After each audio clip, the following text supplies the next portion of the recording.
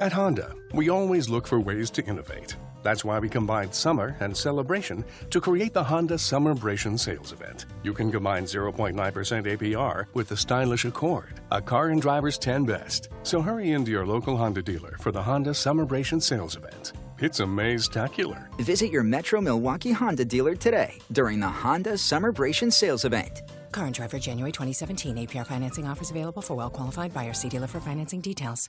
Blog Talk Radio. Hey kids, it's Friday and it's hot. It is the 10th of July and I couldn't be ever more excited than I am at this exact moment because shortly we'll be hosting Richard Graff. To those of you that don't know, you might be recognizing him even though he's had a ton of different TV and film roles. One of the most important or most recognizable, I should say, or what they're calling as a groundbreaking role for him is in the AMC series The Making of the Mob, which is in part the story of Lucky Luciano, and he, of course, is very fortunate and blessed to have been given that lead role character. So I'm very excited to be talking to him about that, some of his former TV roles. You'd be surprised to find out some of the things about this young man that not everybody might know. So I'm very excited about that. I want to give a quick reminder about next week. Show schedule, Monday and Tuesday, I will be off. Wednesday is my birthday, and yes, I'm going to be having an actual birthday show, but honestly, I'm not going to lie to you. I'm working on three different guests, one of which is my absolute favorite of all time, one of my biggest screen idols ever.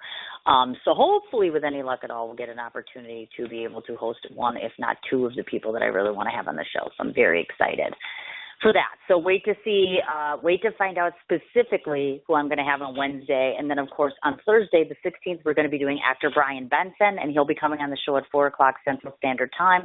And then, of course, we have two more of Dana's clients at 12 or 1 o'clock on the 17th on Friday. So please tune in and listen to that as far as that goes. Dana's clients are all pet industry clients, but they're absolutely wonderful. Also, do not want to make a point to forget about this one, reminding everybody, two New York City big ventures, me big supporters of both. First off, Rich Malavente has his Frank Sinatra debut, July 10th and July 24th. Tonight I was so hoping to be there. Unfortunately, I won't be. My hope or expectation is I'll be in New York City for the 24th performance. Metropolitan Room this evening starts at 7 o'clock. So big shout out to you, Richard, and to Victor. Good luck. I hope everything goes very well. Second of all, Mr. Steve Stanulus is having at the Cutting Room this coming Monday, July 13th. Tickets are still available, $35. Cutting Room, Silver Shield Foundation, it's for the benefit, having an all-male review. And let me just tell you this much. If Stanulus decides to get a little risque, you're going to enjoy it. It's going to be absolutely wonderful, and it's all for a very good cause. So please go out and support Steve Stanulus, his friends, and his endeavors as it relates to that. To those of you that may not know, Steve Stanulus, of course, is the the lead actor, and it's his production company, along with the absolute one of the finest independent directors that I know in New York City, John Gallagher, produced The Networker together, which I just did a review for not so long ago. So please, as I said, please make it a point to support their endeavors. I can't even begin to describe the quality of talent that they've pulled together and such. Also, don't want to forget to remind everybody that the Long Island Film Festival is going on this weekend, so please do make it a point to participate as it relates to going to see independent film. Unfortunately, I myself, once again, am not able to attend. Am I very frustrated about this? Yes, I am. And I really, really wanted to go and show my support to my friends, unfortunately. I also got a side note here from Miss Donna McKenna that Leaves of the Trees is going to be premiering. It's actually, I think it's their actual premiere this coming Tuesday the 14th. I'll be posting that information up on my Facebook page for anybody that happens to be in New York and the surrounding area if you want to go ahead and check that film out. I am told that it's an amazing, amazing film. So I'm very excited to get some feedback, find out from other individuals what their thoughts are on this. So hopefully with any luck at all, you guys can fill me in, let me know what's going on, tell me the story about Leaves of the Trees, or just kind of give me just general feedback because I'm going to turn around and do a review of Donna's casting. And, of course, Eric Roberts is in that film, Armando Sandhi, along with a couple other people. So without further ado, we have Richard. So I'm going to start talking to him. I'm so excited. All right, let's see what he's got to say to us. Hi. Hey, how are you? Oh, very nervous and very excited. How are you? How was the flight? Oh, it was great. Great. Everything was good. Oh, good. Thank you. Oh, good. So you're settled and everything is wonderful. So terrific. Okay. I have a bunch of different questions for you. So basically how we'll do this is I'll just keep asking you questions, and if anybody happens to call in, I will let them kind of intercede and ask you questions, if that's okay with you. Of course. Oh, wonderful. Okay, great. Well, first of all, I want to talk a little bit about you're a Gerber baby, which I didn't know, and I think that's really cool because I'm like, I've never met a Gerber baby before. So what does it feel like to be the face of Gerber? I know you're a grown man now, but it's like, tell the cute little story about Gerber. It was, it's interesting, like before I even left the hospital as a baby, there must have been a nurse or someone at the hospital that was in the entertainment business or in the commercial business that they were waiting for my parents as I was coming out, and they offered to put me on the Gerber label.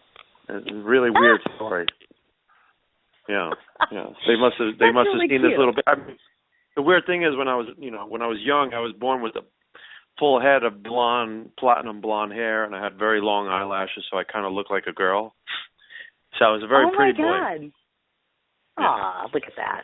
Yes, well, I hate to break the news to you, but you're a very pretty man, for lack of a better term. Oh, if you guys have seen look at the Millennium Magazine. He's on the cover, July 2015. He is on the cover of Millennium Magazine, which is absolutely awesome. And yes, you'll see his little pretty face there. He's had some changes. I've seen your Facebook page, so I've looked and kind of seen the progression of you, and all that good stuff. So tell me a little bit about, I know that age 6 you had your actual first performance, if you will, and that's relatively young. I've always been fascinated with people that started at such a young age. So at the age of 6, tell us a little bit about your first performance, and at what point did you discover or realize that, yeah, this acting thing is really my passion, it's what I really want to do? I just think, I think for the most part it's something that's like inbred, that you're just driven to entertain people. You're just kind of like driven to not only entertain, but almost entertain yourself by seeing other people entertained by you. So it's one of those things that, the reward is being able to know that people are gaining joy or learning something from what you're doing on stage, or whether it's through film or whatever it is. It's just, I think it's just one of those things that you kind of, I don't want to say that you're born with, because you're not born with everything, but there is something that drives you naturally. It's one of those things, Yes, I know exactly what you're talking about. Something that, and I think you can feel it in the pit of your stomach. I get excited writing an interview. I get excited writing anything. And so I totally understand what you're talking about. Now, my question for you is, to those that don't know, of course, you have done poetry before, which I've done as well. Obviously, you've authored and penciled certain things. Tell me the difference for you between writing and performing. Which do you gravitate on? My guess is obviously you're a natural inbred actor, but what made you gravitate towards the poetry side of things? Well, I mean, my bachelor's degree was in literature and writing, and so we did a lot of poetry, and I really gravitated toward William Blake as a college student. Okay. I just think the imagery and the kind of, it's weird, like William Blake was writing, a long time ago, but he almost has that kind of Kierkegaard kind of like self-reflection kind of writing style that a lot of us in today's day and age kind of, strive toward. I think the thing about, good writing is that it drives cinema and it drives drama. Without good writing, without good dialogue, it's dead before it even hits the table. So sure. Writing is where it all begins, really. If you don't know the proper tenor, the proper, the way, the style of saying and dialoguing before you actually become a performer, it's hard. I almost think that you should kind of like learn how to be a good writer before you become a good performer, because it totally helps. Definitely helps. Ooh, I like that. Actually, I have had no actor come on this show and say that before, so kudos to you. I like that. I'm going to use that line. That's really cool. Have you ever considered, or would consider, I should say, penning a screenplay, if you will, or a play? I could envision you putting something together, if you haven't already, for those small screen or large screen or even a theater house. Have you even considered that, or would you? I see. You always hear about entertainers or people in the art industry kind of saying, "Oh, yeah, I'm an actor and I'm a musician as well. Oh, and I also do some writing." But I'm of the opinion that, you have to really succeed in one thing, and you really have to kind of focus on one thing, because if you don't really focus all of your energy on one thing, then you're not doing it enough. And the time that you have off, if you're spending that doing something else, then you're taking away from your downtime where you can have some kind of self-reflection, and you can have like some kind of, self-awareness of things you need to work on for the thing that you really want to focus on. So I'm really of the opinion that, you need to succeed in one thing in order to get the credibility to be able to break out in other avenues. That's my opinion. That's what I think. Nice. And it's interesting that you brought that up. I was reading your bio, and there's a note that's in there that says, and folks, you should listen to this, and it's notated that you learned how to play instruments by being ear-taught, which I always find is unusual because I have friends that are self-taught as well. So if I were to ask you, are you proficient, would you consider yourself proficient in any kind of instrumentational playing, I should say? And if so, what do you play well? Well, when I was young, I started playing the horn, the piano, the drums. But what was happening is that as I was practicing, I was finding that rather than looking at the notes, if I were to just kind of memorize what it sounded like, I could kind of mimic it by practicing it and going and correcting myself as I was practicing rather than looking at the notes and practicing. So, it's what's called kind of like, you have to have kind of what's called pitch perfect ear. So, it's a little scary sometimes. I can listen to a song and I'll know exactly where the notes were taken from another song that I heard like 15 years ago. You have to kind of like be able to like not only understand what key it's played in, but memorize things. It's like, I think it's one of the reasons why I'm so good at memorizing scripts is I'm able to kind of memorize things, and I'm able to remember things very well. Interesting you bring that up, actually. I have a side note question here for you that was forwarded to me by one of your fans. They had said, well, ask him this question. And this probably pertains to a good number of actors. Is there a so-called trick of the trade, whether it be for you or actors in general, a way to make memorization of long periods of dialogue easier for yourself? I think what I started to do was when I was in school, and I wasn't even studying acting. I was just trying to study for essays that were given by my professors. They would give us the topics for essays, and what I would do is I would write the essays a day or two before the exam, and I would rewrite it 20, 30 times. And by the time it came to the test, I would be able to rewrite the essay from rote, so I wouldn't even have to think about it. I would just rewrite it. It's really strange to hear about that, but that's what I would do, yeah. I gotcha. Okay, yeah, because everybody's got their own little tricks. Some people I've heard use mnemonics and things like that, or some people have cheat notes, and every actor, every person is different, obviously, certainly. Obviously, I know you've mentioned before your parents were born in Sicily, and of course, I know at one given point in time, obviously, you've said repeatedly that you have had to cook for yourself, cook for other people, etc. So at this stage of the game now, because you are getting to become a very well-known actor, do you even have time to cook anymore? Do you still enjoy doing that? Is that something that's a priority for you? Of course, yeah. Listen, I mean, I'm the type of person that I would rather eat a home-cooked meal than to go out and get something. And it's so hard to do because in New York City or Los Angeles or any big city for that matter, it's so easy to go out and get something quick to eat and relatively kind of, inexpensive. But I kind of like taking the time to create something in the kitchen and to have something that's kind of home cooked. It was the way I was brought up, I mean, both my parents being born in Sicily and cooking at home every day of the year. It was just one of those things that was ingrained. You were at the dinner table every day, every night at 6 p.m., everyone. Okay. So it's just the way it was. Look at that. Now, here's an interesting question. Again, some of you might not know, certainly along with you having your BA, you also have a law degree. And I guess it wasn't really clear in the research that I did. Have you ever utilized that or wanted to utilize it, or did it come in handy for you role-wise or otherwise ever at any point in time?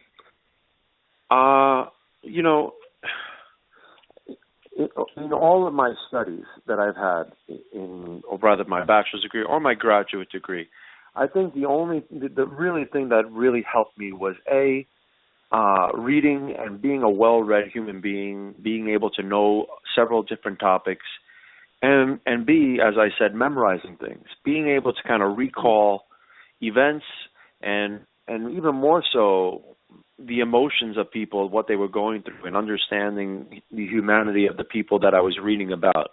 I think that's what helped in terms of my acting career now. Yeah. I gotcha.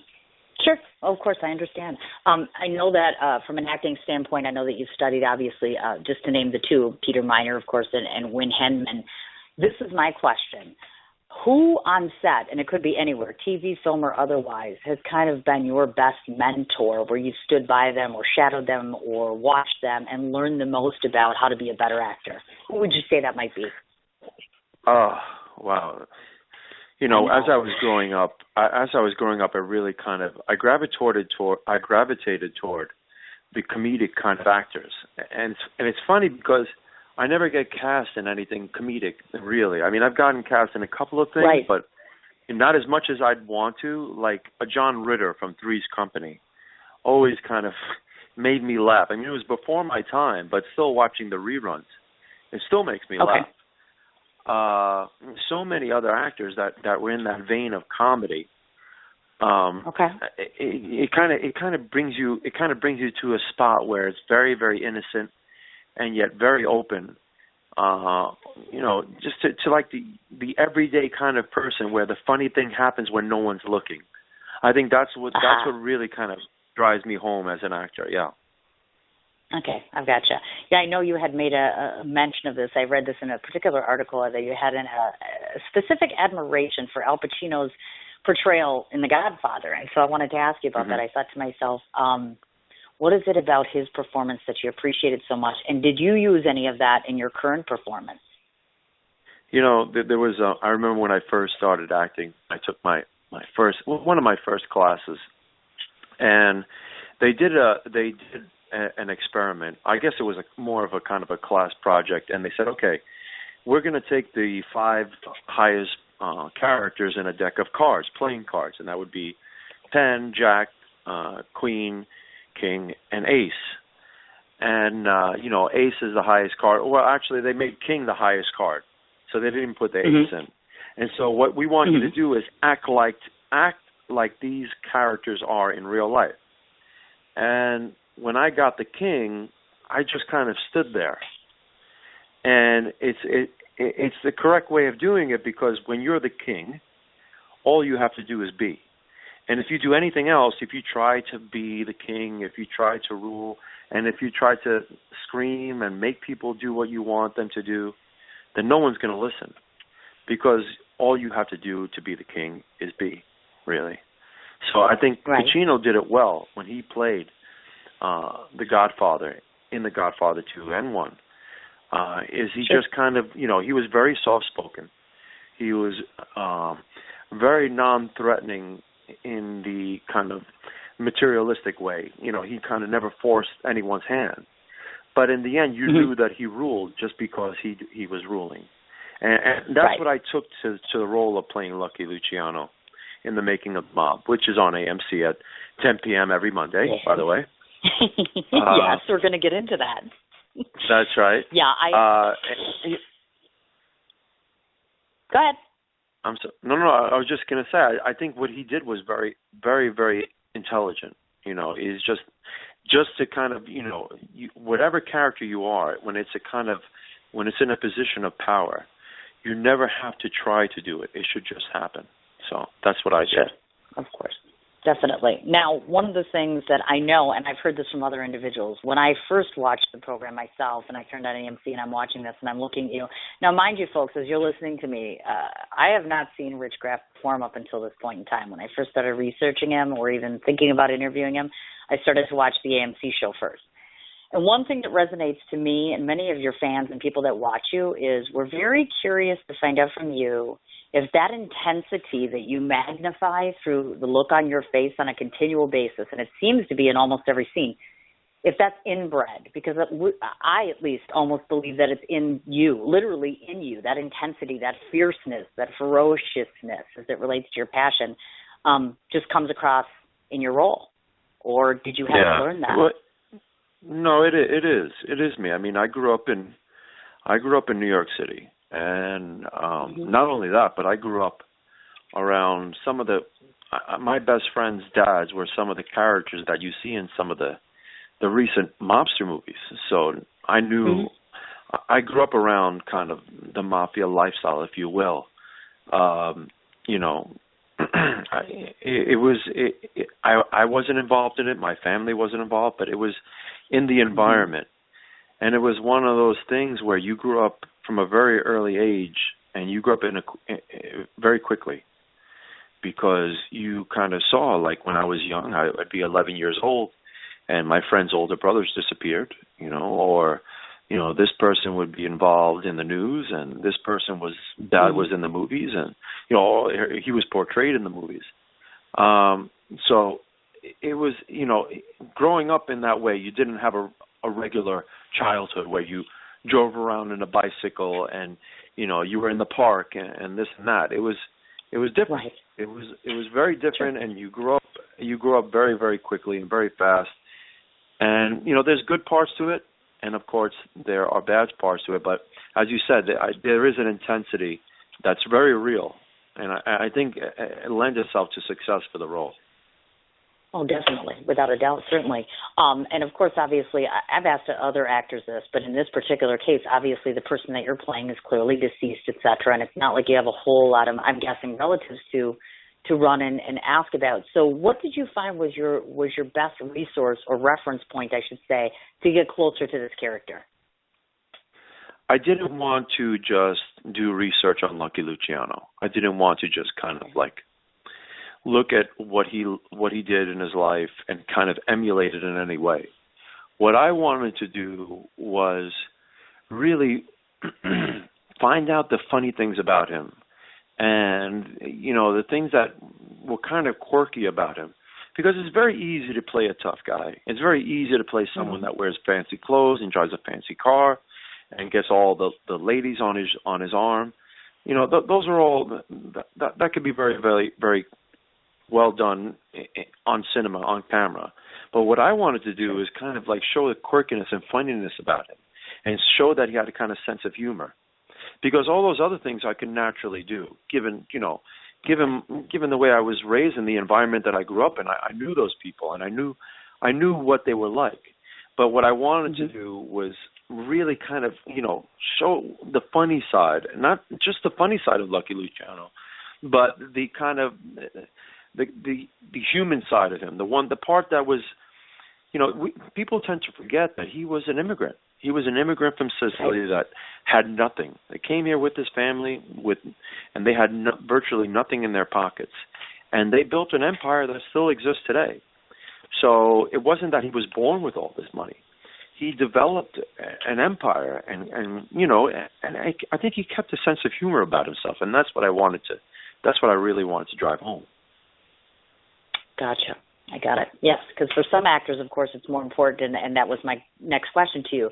Was it more important that you embodied his characteristics as a person, or is it less, or is it just as important to you, I should say, to capture his physique? Because honestly, that's the one thing I didn't get to look at, was what he actually physically looked like. So I'm thinking to myself, okay, well, let's ask Rich. Do you feel that you emulate his physical presence as well, or did that actually physically take makeup and work, et cetera? No, as an actor, you're never going to be able to do what anyone else does, whether it be a person of interest in history or your next door neighbor. You're never going to be able to do exactly what they do the way they do it. So, and if you do, it's going to be a failure before it hits the screen. So my main goal was to kind of drive home what he was like, what was going on in the inside of Lucky Luciano, what was going in his head, and the reasoning behind what he was doing, and maybe what was going on that he didn't want anyone else to know about. Because I think that's the most interesting part of a human being, is to be able to kind of let people see inside the windows of the eye, and to see what's going on when no one's looking. That's what I really wanted to kind of drive home as well. Gotcha. Okay, now this is just a fan question because, yes, I am a fan of the show, but I found out this little fun fact that some people may not have picked up on. Your show is narrated by Ray Liotta, which I think is awesome. I mean, he's a fantasy husband of mine in my head right now, or has been for years, I should say. So I'm just curious, have you met him? Have you ever had a chance to actually do any kind of work with him or at least chat with him or get any hindsight from him? Because, I mean, he's infamous, obviously, for, again, playing the bad guy, so to speak. So, right. Well, look, Ray. Look, anything? I've had some chats with Ray on social media. Never had the chance to meet him personally, but people seem to think of him as like, and I think that's true of anyone in movies or television. They take what they portray on TV and they kind of superimpose it on that person's character automatically, and that's just not the case, right. Of course. Ray was I think he was born and bred in Boston. Correct me if I'm wrong, or he was, or New York, somewhere on the East Coast. I want to say New York, but you might be right on the Boston. I think somewhere on the East Coast, for that matter. And he moved to Los Angeles when things weren't going right for him, and then he slowly started to kind of get some success in Los Angeles. So, but he's a very, very professional person. First of all, he doesn't have a mafioso, quote unquote, bone about him. But he's a very nice guy. The good thing about Ray is that he has a good guy persona, but he has a kind of like a bad guy kind of physical appearance about him. So you can play that kind of good guy that you trust in the beginning, who kind of turns on you in the end, which is kind of interesting, I think.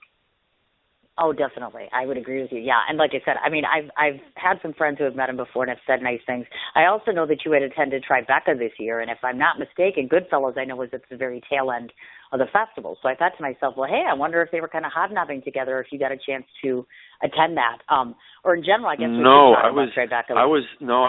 I was at a couple of premieres the day before the Goodfellas 25th anniversary screening went on. So I did not get a chance to see the cast of Goodfellas.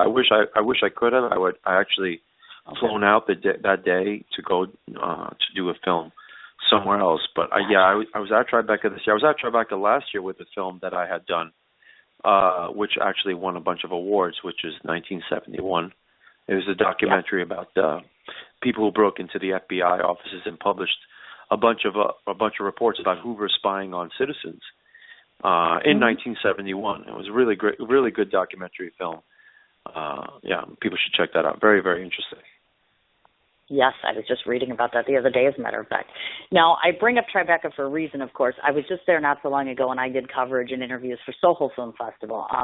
So let's talk a little bit about some of my actor friends and I talk about this. So I just want to get your feel for, there seems to be an ongoing trend nowadays where a lot of the actors, bigger names, little smaller names, independent film in general, indie films are really becoming the trend nowadays, if you will. It would seem as though a lot of actors are becoming employed and engaged more so in the independent circuit. So I'm curious to find out your take on why you feel independent film is so pertinent nowadays. Why is this becoming a trend? You look at the feature films, big budget feature films. The one reason why they're failing is because the people who are producing these films, what they're doing is they're casting the actors based on how many people they can guarantee that particular actor will bring to the theater. So they're really kind of not making a movie. They're just making money. They're saying, okay, this actor will bring this many people to the theater, and this actor will bring this many. So they're not really kind of like saying, okay, this actor really embodies this role, or this actor will bring this to the role. They're just kind of making money. And I think that's one of the negative things about Hollywood right now. Whereas with independent film, they're kind of trying to really create something original, really create, life on the screen. And I think that's why independent films have been doing so well. And that's why you have all of these film festivals that are popping up all around, not only the country, but all around the world, really. Definitely. I would agree with you. And I think that there is a whole lot of merit in what was said not so long ago. One of my friends who's a director, he had said to me, he's like, this gives an opportunity to, you have some of the bigger name stars that are actually saying, yeah, I'll cut my salary. I'll do this. We'll do a reduction in this and this and this. It's more about getting the project done than it is about, we need to make $6 million like what you're talking about. So I have a huge admiration for this art. It's very, very exciting. I think sometimes it's not the director's fault, or sometimes you just have too many people making checks and balances and having too much say involved when producing a film. When you have too many people pulling on too many strings, it doesn't turn out right, and that's just the way it is. You betcha. Now, I want to talk a bit about your actual acting style, and I know you probably don't get that. Hopefully, you don't get asked this a lot, because I hope this is a unique question. I myself am intrigued, and some of my fellow friends who are actors that are first starting out wanted to know this question. Would you consider yourself, if I were to say, are you more of a method actor? I had a couple people on my show who follow the works of Stanislavski very closely. If I were to ask you acting style or what you like to utilize most often, what would you say? Well, first, let me say that, I would say personally I'm more method than anything else. Now, I studied with Peter Miner, as you said, who, is kind of like a person that teaches his own way and teaches his students very uniquely. I also studied with Win Hammond, who happens to be what's his name? Assistant. Meisner's assistant. Okay, the Meisner technique. Okay, he was actually Meisner's assistant. And Win Hammond now actually has his own school. Win is actually 93 years old right now. Oh my gosh. But he does not teach the Meisner technique. He teaches his own kind of method.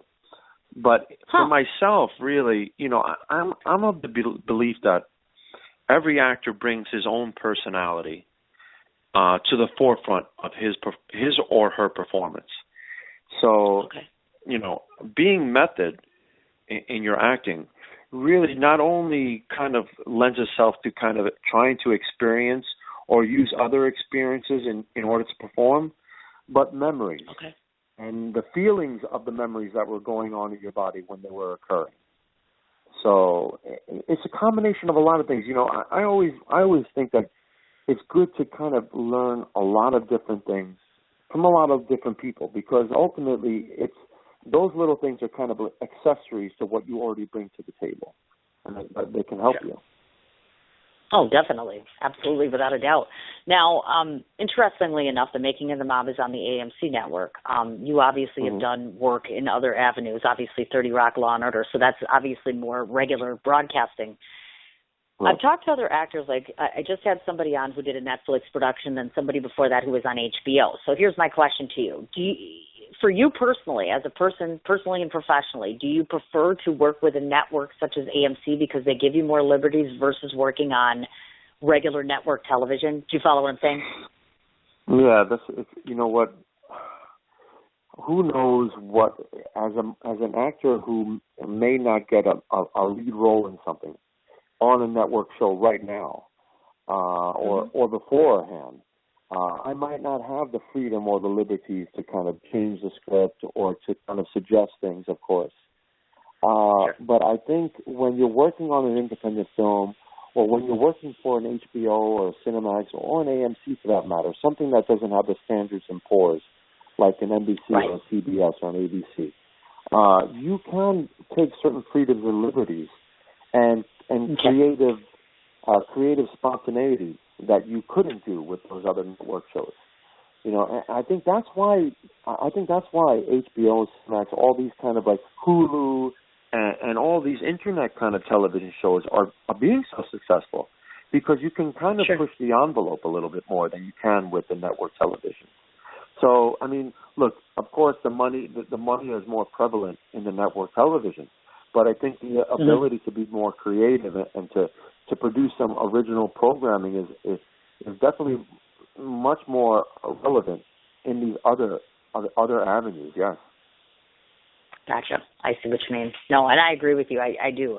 I guess the only other question relative to that point would be this. And clearly you're playing Lucky Luciano, so this might be a contradictory question to ask, but do you see this trend, and I hear this often, is that a lot of the docudramas or television series and episodes are not only becoming more dramatic, but much more violent, almost to the point of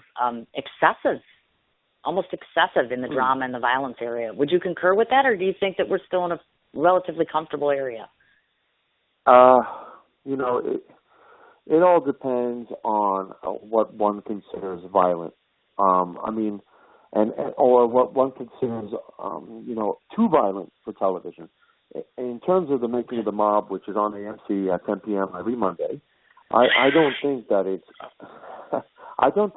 it pushes the envelope of violence at all. I honestly don't. Okay. I think there are some scenes where, they do kind of show how barbaric and how murderous these people were. But it's a fraction of what the entire story is about, really. Sure. Oh, right. And you know what? There's been a big push on television where they say sex, drugs, and violence sells on TV, and I think that's slowly declining. I think that the writing is what's selling on TV. And I think that the Making of the Mob on AMC at 10 p.m. every Monday is what the writing is what's driving the show. Really, I honestly think that. That's very good promo I there. see how you appreciate how I'm plugging the show every chance I get. I do. I appreciate that. But now I'm going to throw you up against the wall because, hello, you were on 666 Park Avenue. And, yes, I think I prefaced this 2 days ago. I'm a closet freak. I love 666 Park Avenue. You were on that show. What the hell happened? Because it's gone now. Never finished. Well, it just disappeared. There's so many times that a person can watch a vampire kill another person. I mean, that's my opinion. Really? Of course, listen. There's a lot of television shows that last only 3, 4, 5 episodes, and this is on network television, of course. And I think it has a lot to do with initial ratings, because a show that premieres or that's in its second episode or third episode sells a lot more commercial space than a show that's in its 7th or 8th episode in the first season, where the network might not even think it'll last for a second season. So there's a lot of money to be made in commercial space on television, and I think I think the networks want to create new programming in order to sell more commercial space. No, I know exactly what you're talking about. And when I was looking at your resume, I thought to myself, okay, well, you know what? This is typical, if I would call it typical, Rich, because you've got the AMC thing. You've done Fugitive Chronicles, 666 Park Avenue, Law and Order. And then lo and behold, here's 30 Rock. So that's why I wanted to ask you. I'm like, this just doesn't seem like you. Because I'm like, okay, I've never met this guy before. But all these different dramatic roles, it almost seems like your cesspool of comfort would rely upon drama. Honestly, I mean, it's hard for me to picture you being the ha-ha, funny. Do you know what I mean? So I'm curious what gravitated you to 30 Rock. The role that I was, in terms of 30 Rock, I was the antithesis of the ha-ha-ha. I was really, Tina Fey was kind of disturbing this talk show on the episode, and she was kind of causing a ruckus, and I was playing a security escort, and I just kind of told her, let's go, get your butt out of here. Sure. And Tina was great to work with, by the way. Really, really professional actress. But I would listen. I love being on the comedy shows because I have a kind of very serious exterior, but on the inside, I'm always kind of joking around. I love the comedy shows. I love it. Really? Yeah, I just I'm have serious. to make this. I got to tell you, I got to make this statement because, again, it's not just the person interviewing you, but I'm going to tell you right now, I've talked to at least 30 people, and I've said to them, just tell me your overall impression of this guy. I told him, watch 3 different things. Don't just watch AMC. I said, watch him in 3 different things. This is my feedback, and this is the majority of the other people. It can simply be put like this. You just frighten me. You scare me. You scare me in AMC. I mean, I'm like, you know why? Because if I met you and you were portraying your character right now and I walked into the room, I'd think to myself, I don't even know if I want to be at the same table with this person. So I don't know if you take that critically, you know or what? if that's what you're going after. It's the brown contacts. It's the brown. Really? Yeah, they put brown contacts in my. I honestly think that the way they dress you, and there's a lot of different things that go into it. The other thing is that my strong suit is playing the very serious, the very kind of authoritative, and if you quote unquote will, the very scary guy. I'm very good at that because I just have a natural kind of knack for it.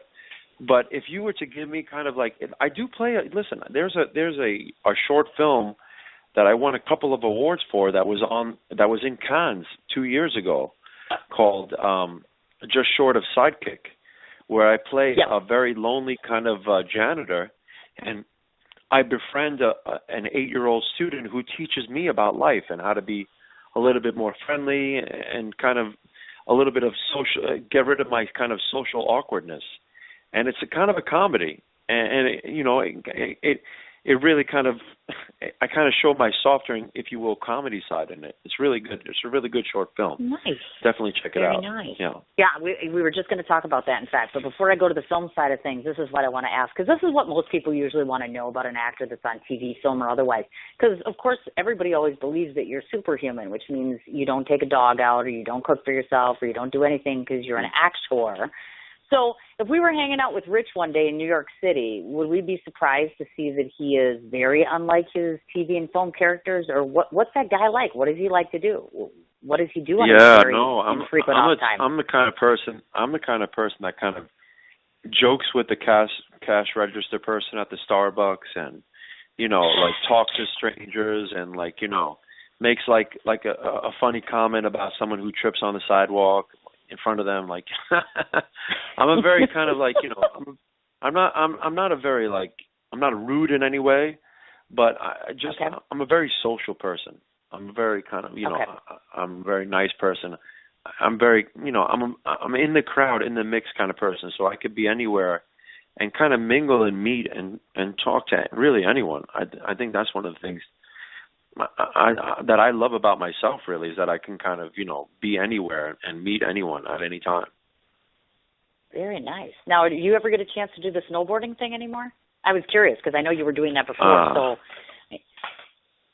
Yeah, I mean, I used to be a semi-professional snowboarder in college, and listen, I've traveled around the world, around Europe and the Alps, and I've competed in some of the tallest mountains in the world, but I can't take those risks anymore because if anything were to happen, I couldn't work, I couldn't film, and I just can't. I mean, an actor's shelf life as it is very short, and I'm trying to make it as long as possible, honestly.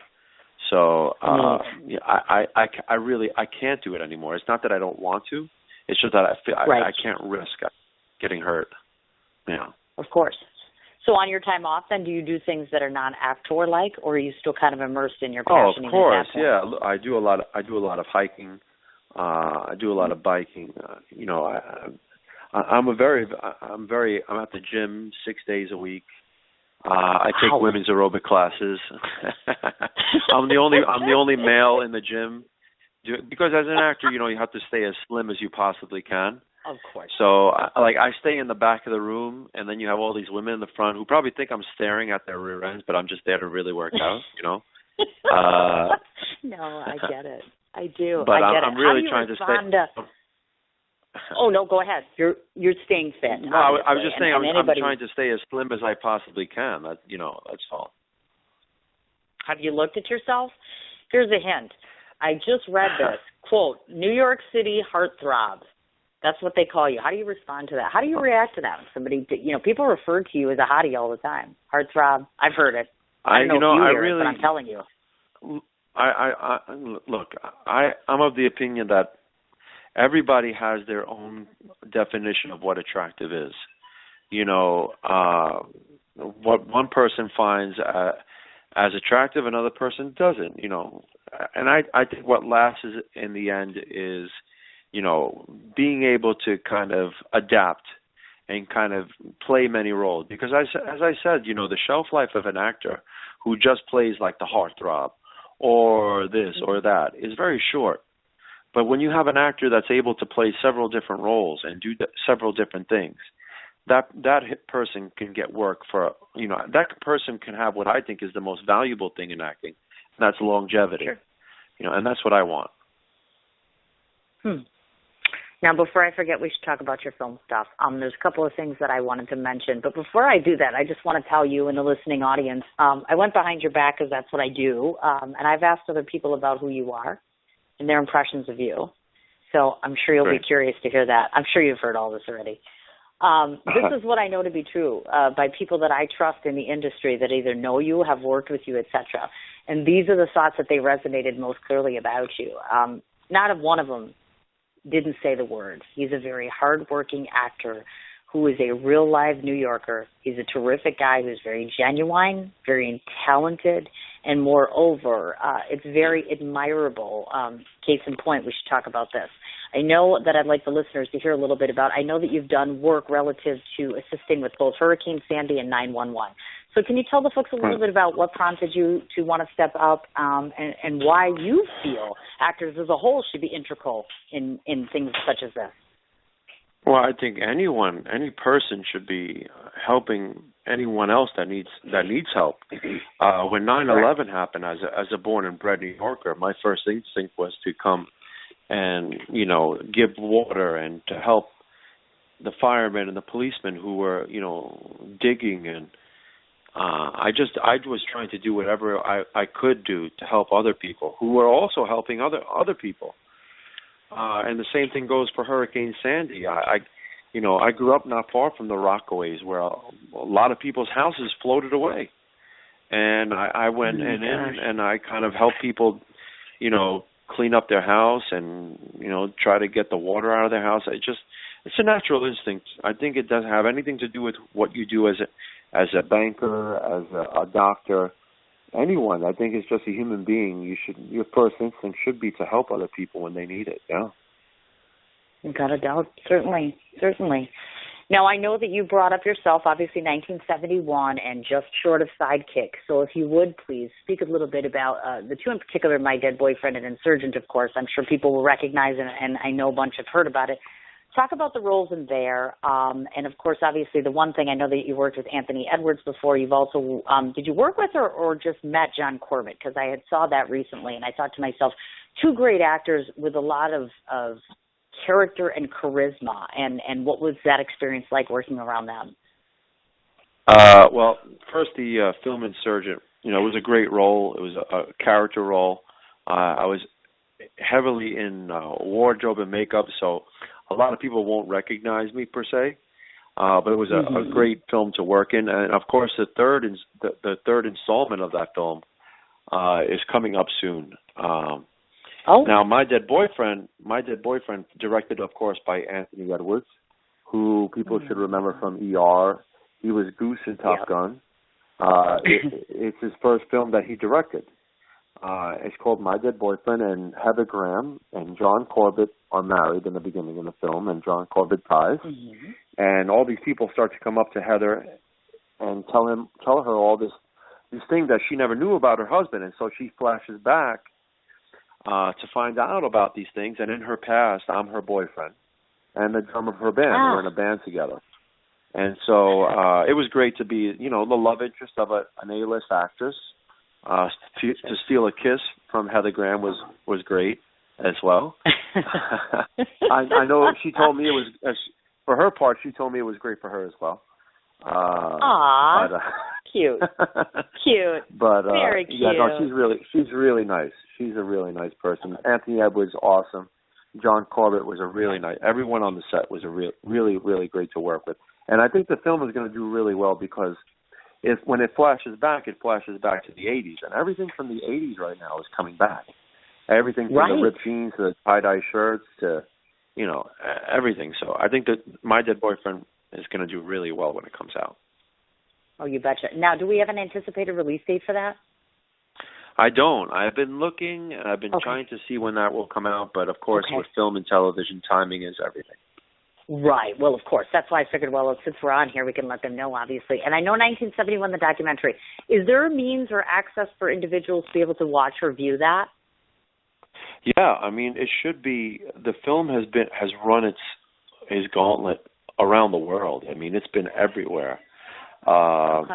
You know, and it's done in the U.S., so you should definitely be able to look at it online somewhere, and it's the full length of the film, definitely.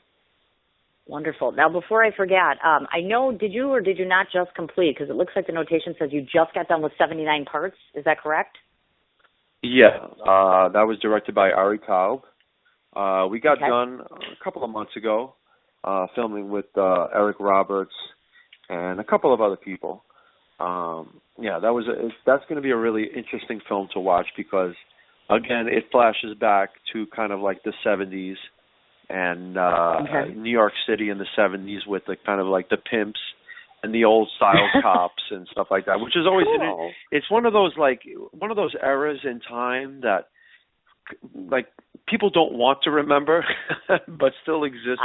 Yes. You know, where the clothing wasn't very good and the music wasn't very good, but people were just kind of in it and they were all in it per se.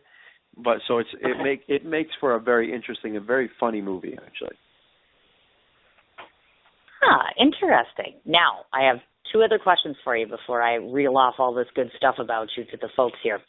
Has smoking got any better for you on the set? Because I had read something about it. I'm like, God. Don't ever ask Rich Graff to have a cigarette because he's going through like 2 packs, right? So, yeah, I mean, for The Making of the Mob, which is on AMC every Monday at 10 p.m. 10 o'clock, At 10 o'clock. You know, of course, everyone smoked in the early 1900s. And they smoked non-filtered cigarettes, of course, Camels or Lucky Strikes. And I'm a non-smoker. And when I first got to set, the first day of filming, they were trying to give me these herbal cigarettes, these like cloves. And it wasn't the smoke that I was inhaling from the cigarette itself, but rather the outtake, the smoke from the outside of the cigarette that was bothering me so much. And I just told them, I said, I can't do this anymore. Just give me the regular cigarettes. And I must have been smoking 2 to 3 packs of unfiltered cigarettes a day. And for a non-smoker, it was very difficult. And of course, you have to inhale, because if you don't inhale, it looks ridiculous when people are walking. It doesn't look like you're really smoking. So as a non-smoker, it was really hard. But I'm happy to say that my last cigarette for the last take of filming was my last cigarette. So goodness! Now, at least I'm happy about that. Yes. Yeah, you're not kidding. Okay, and so you've obviously officially wrapped the AMC thing now. So now that that's all done and over with, if I were to ask you, so what's going to happen now with Mr. Rich Graff over the next couple of months? Do you have particular things lined up? Because I know many have been talking about how this could very well be your so-called breakout role, meaning the one that defines you and kind of gets you soaring to all sorts of other roles. Yeah, so I'm just getting done filming a horror film with Tom Sizemore from Heat, as you know who he is. Nice. Now I'm also kind of working on a deal to work with some other people and to work on some other films, things that I can't really go into detail. But I think look, when you're not the son or the nephew or related in any way to someone in Hollywood, it's the proof is in the pudding. And so I think I put the work out there that shows that I'm able to kind of take on any role I can and really do well with it.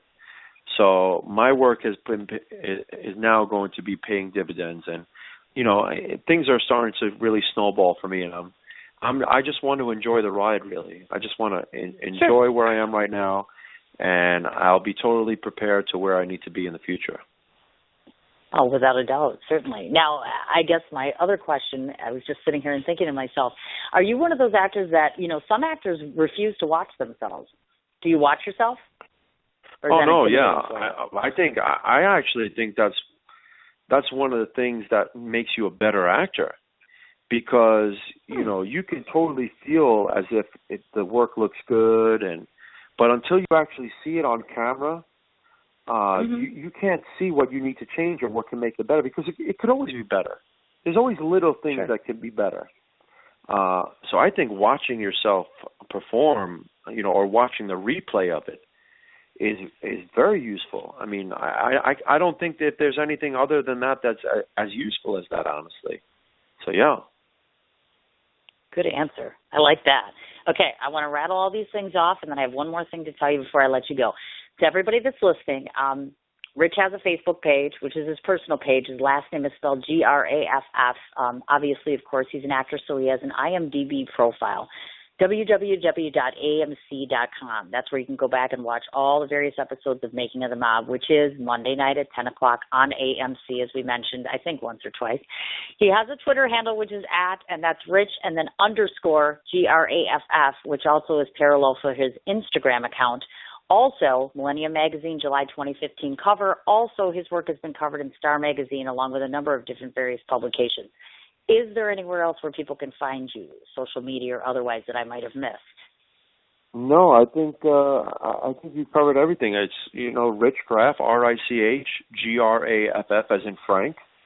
Yes. So yeah, please, everyone, check me out and follow me on all the social media. I'm always posting stuff on there, and I'm always responding to fans and to people who are asking questions. I really enjoy interacting with the people on social media, actually.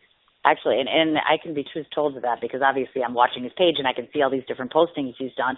Now, I will admit that I'm very sad that the only person that got to talk to you today, and I haven't seen anybody call you, is me. So I'm very, very fortunate. I've had you for almost an hour. So I only have two more things to do here, and I will let you go, because I know that you have work to do in Ohio there, so I don't want to keep you for too long. So there's just two things I want to let you know, the first of which will be a surprise to you, because I just found out before I got on that I was going to do this. So let me just share with you something I decided to do. I've done this before. I know you know John Gallagher, the director, the independent filmmaker? Yes. Okay. Well, in any case, I went to Soho. I have done things in the past that are relative, because I'm an author. I'm a long-time published author. And so I was speaking to someone the other day, and I thought to myself, you know what, let's see what Rich thinks of this idea. So I sat down last night and I started watching your show, and I've done a full-length review of the show and your performance. I did the same thing for Gallagher, and I did the same thing for Kelsey O'Brien, and then we went and we started talking to people, and we went and we're looking to start publishing it all over the place. And I thought to myself, I wonder if it would help your cause at all and get another 2,000-3,000 friends of mine to watch your show if I post this little review of you and your show. So I thought if that was okay with you, that I would do that this weekend. Of course. Please be my guest. Thank you. Well, it's a wonderful show, and I have to tell you that, and it's not just because, of course, obviously, I'm a huge admirer of Lucky Luciano. He was one of my favorite gangsters of all time, which is one of the number one reasons I approached you to come on my show, because I admire him greatly. But it's a wonderful show, and it goes well beyond just the Goodfellas sort of thing, where it's, you're seeing all sorts of whacking and this, that, and the other thing. There's substance to it. There's merit to it. It's a great story, and I think it's wonderful. So the only other thing I want to leave you with is I end my show always with telling people what I think of them. So this is my 2 minutes to tell you, Rich Graff, what I think of you. And then you can go. And you will be given an invitation, by the way. My birthday is coming up shortly, and I will be in New York City the 22nd or 23rd of the month. So if you're around and you would love to celebrate with me, I'd love to have you, if you're free. Great. Thank you. Oh, wonderful. Okay, so here's what I'm going to tell you before we wrap this up. So, Rich Graff, these are my impressions, and I only tell you this because I want you to know this, but moreover, I want the listening audience to know my impressions of you, and hopefully after they start listening to this interview from start to finish, they'll get the same sense of you that I do, which is the very first time I approached him, I was scared to death. And why? Because I had already been given this wonderful impression by actors and producers and people that knew him of this upstanding, terrific guy. But he just looked like he could kick my ass in 35 seconds. And I thought, this guy is never going to talk to me. He's never going to come on my show. Very surprisingly to me, he was warm and welcoming and friendly and intelligent and versed in his craft. He was very accommodating. He was very respectful. I've watched some of his performances, and one of the best and most remarkable parts of your performances are not only are they all very unique and different, but they're all unique to you, meaning that I think if another actor tried to parallel you in any way that you act or speak or the way you present yourself, it wouldn't be the same. Your individual style is yours and yours alone. You are not over the top. You're not a prima donna. I'm very happy to see that because arrogance doesn't do very well with me. And I think that Lucky Luciano is just one of about 17 roles that already established you as being a wonderful character actor. And if there's ever another point in time where you need some promotion or you need somebody to attend something, or if you just want to come back on and talk, know that you have an open invitation. That's it. Oh, thank you. Those are really kind words. And I have to say, it's from the beginning of speaking with you, it's always been a pleasure. I've always admired and appreciated your professionalism. And anytime that you want me back on the show, please just let me know, and I'll be there. Oh, my goodness. I would really appreciate that, definitely. And good luck this weekend in Ohio. I hope everything goes well, and I will remind everybody to watch, and I'm going to post all this information up after I let you go. And good luck, and we'll be watching on Monday. Thank you. Every Monday at 10 p.m. on AMC, you can watch The Making of the Mob and watch Rich Graff rise and also fall. That's exactly right. And smoke cigarettes he doesn't want, so we all know that. And smoke unfiltered cigarettes. That's right. Yes, that's exactly right. All right, dear. Good luck this weekend. I'll talk to you soon. Thank you. Thank you very much. Bye-bye now. All right. All right, kids, that was Rich Graff. Isn't he amazing? And as I said, I meant every word that I said. It was absolutely wonderful interview. Great opportunity to spend some time with a wonderful man. Want to remind everybody again that he has a Facebook profile, which is first name Rich, last name Graff. Now, with the Twitter handle, you're going to do the @ symbol and then Rich and then underscore with the last name. Instagram, same thing. Obviously, of course, all information and prior episodes for The Making of the Mob is www.amc.com.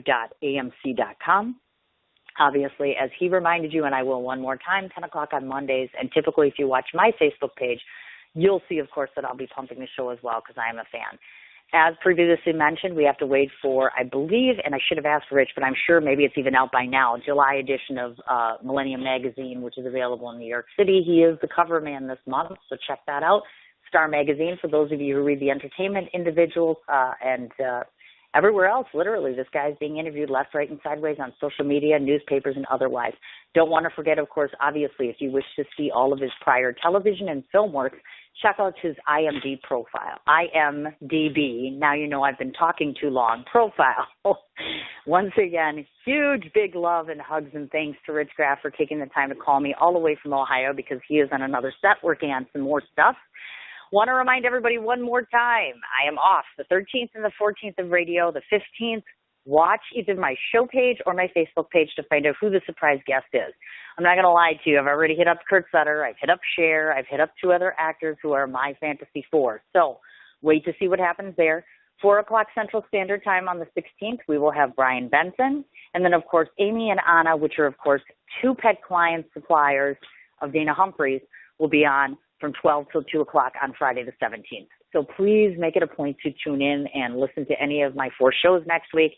I want to remind everybody, without a doubt, 2 different things on a local side. If you wish to see me tonight, I will be down at the Fish Fry and a Flick.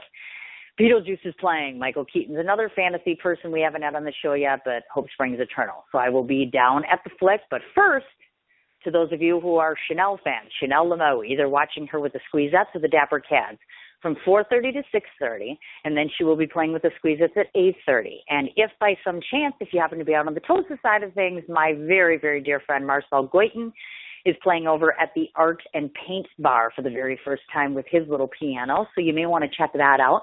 Also, Amy Ashby with Incorruptibles over at the Best Place Tavern, going to be on tonight from 7 until 8:30. Please make it a point to support local music. Before I forget one more time, Richard Malavente, dear friend of mine, so sorry that I cannot attend this evening. 7 o'clock, he's going to be playing his Sinatra show. You might want to check that out. That's at the Metropolitan Room, and make it a point, July 13th, kids. Steve Stanulus is at the Cutting Room to benefit the Silver Shield Foundation. All this information will be posted up on my page. Thank you so much for listening. Thank you for taking the time to support my endeavors. One more time, I don't want to say thank you so very much from the bottom of my heart, as I have said millions of times before, to those of you who have just been here with a hand,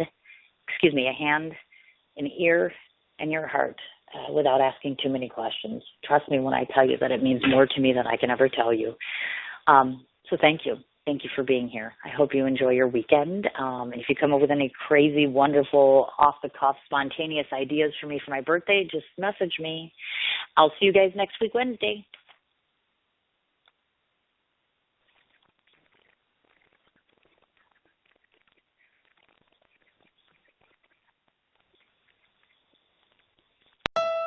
Honda wanted to capture everything great about summer in one word: Summerbration, as in the Honda Summerbration sales event. Now throw in some meat and fire, and you have a Barbabration.